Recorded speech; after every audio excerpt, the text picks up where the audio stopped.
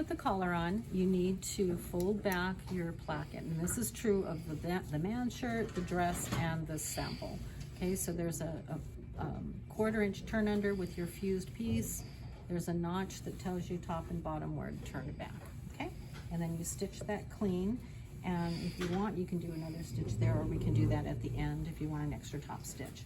Same thing here. If you want a top stitch on your yoke, this would be the time to do it before you cross all the seams. Okay, I'm not going to take the time to do those extra stitches, but that would be a design choice. Then with your collar, we just did for the midterm. Okay, so you notice how this is fused and it kind of wrinkles. So I always like the under collar to be fused and the top collar not to be fused. There is some debate on that, but this is the way I like to do it.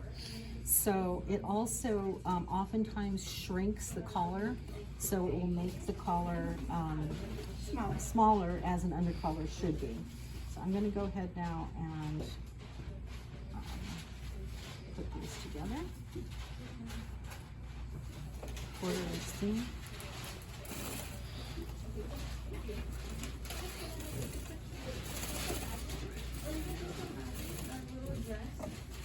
Just like this.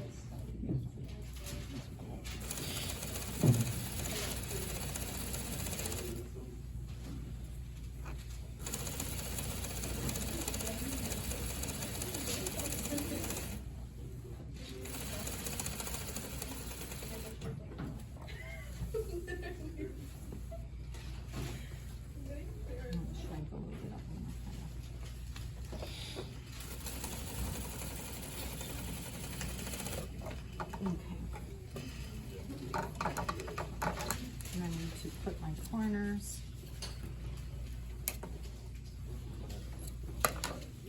And again, if you were going to top stitch it, this would be the time to top stitch it. And this is the top collar.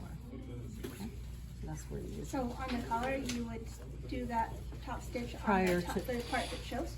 Yeah, prior to the placket on the part that shows, yes, the top collar, that is the one without the fusing. Because like on the stand part, you do it, they say to do it on the under collar, and that's the part that faces down, no? Underneath it, underneath the collar? You know what I'm trying to say? Never mind. Kind I of. don't Okay, so now, this is biased, so it's a little wiggly. And you can press it, you can top stitch it, you can do this, but what I do want to make sure is that these pieces come back together here, because I don't want to try and stitch it and find that I'm open. So I'm going to just go do real close to the edge stitch to hold these. And if I wanted to have the top stitch around here, this would be the time to do it. I'm going to skip the time to do that. So you're gonna do a 1/4 inch seam This is allowance just right there? no. This is just a holding stitch, so that it doesn't come apart while I'm sewing, just like I did on the neckline.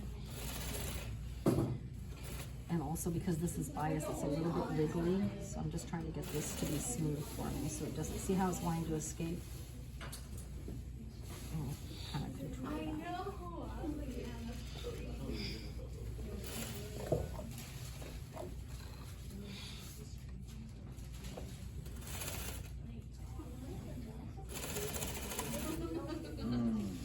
Bounced up, look.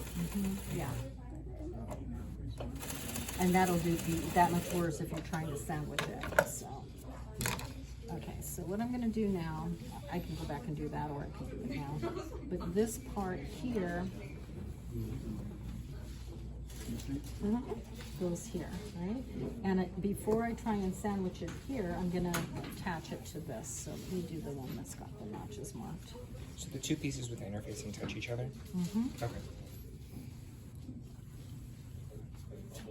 Let me get my notches on this one, they don't show up as well.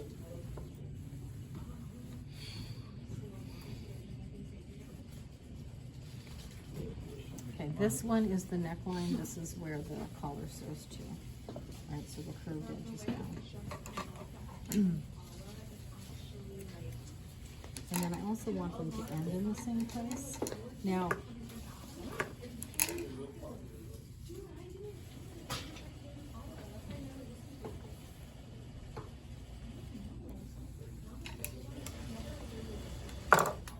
just to control it so I don't have a problem later, I'm gonna line this up.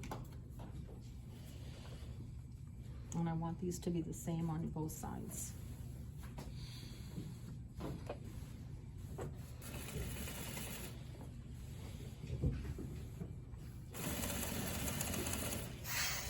And like I said, you know, the pros can do this all in one pass, but it's just to avoid having the seams pull away, I want you to do it this way so you don't have that problem.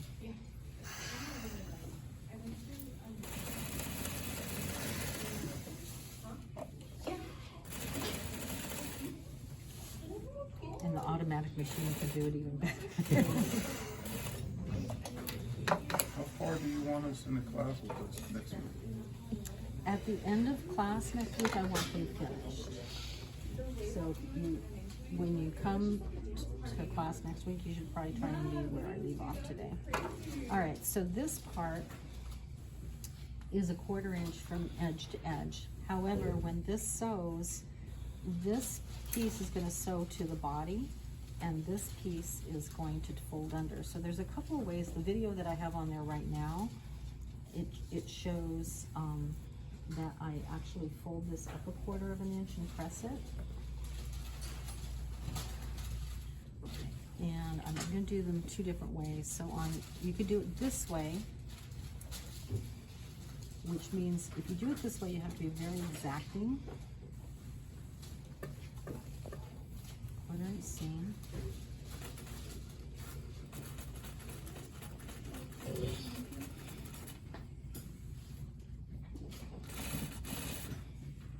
It's kind of the same on the waistband, right? Kind of.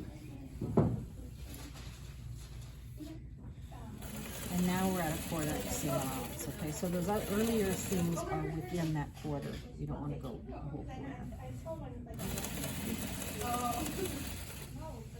And then on this side, I'm just gonna go a little bit past the collar. Now I could do the same thing and have it be very exacting, but the reason I'm showing you this is I think this is the way you learned it in Fashion 10, where you do this last, right? So either way is acceptable. Okay, so now I'm ready to put this on.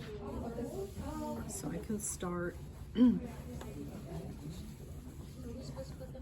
Okay, so with the part with the fusing, and this was Sarah's question. Sarah, this was your question, if you want to come watch. Yeah, in Fashion 10, they're doing the shirt right now. They close the stand afterward. Yeah, so I'm going to show you both ways. Okay, so on this type, it's very exact, so you have to line that right up at the edge, and then sew right at the edge. And so then you follow your notches so that this here lines up in the center of the collar. Oops, this side, sorry. That's your center, and that's your center. And because of the fusing, sometimes this wants to stretch a little bit. This is on the bias, so make sure you follow the notches and keep them in line. This notch should be the shoulder. So that's just the under collar you're sewing to the Yeah, shirt. sewing the under collar to the shirt with the fusing.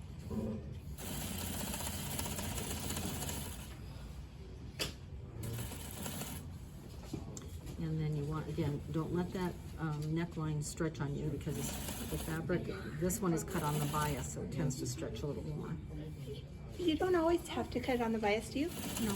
Okay. That's a Because design feature. on that particular pattern, I thought I saw all the arrows, all the directions.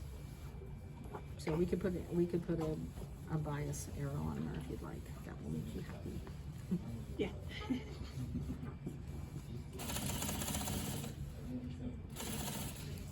But yeah, it doesn't have to be on the bias. That's more if you have plaids that looks good like that, right? It makes it easier because you don't have to match the plaid The with plaid, every right. piece. And you'll see when we do the marker why that makes a difference. Yeah. Okay, so this is the Fashion 10 method where it goes all the way here. And then after you do that, you close it. So this comes down now, and you can fold that up.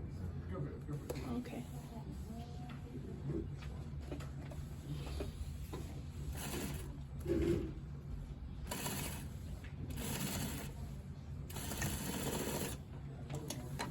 Okay, so you can fold it up before or after. So basically, yeah, it's the like a same thing. waistband, but upside down.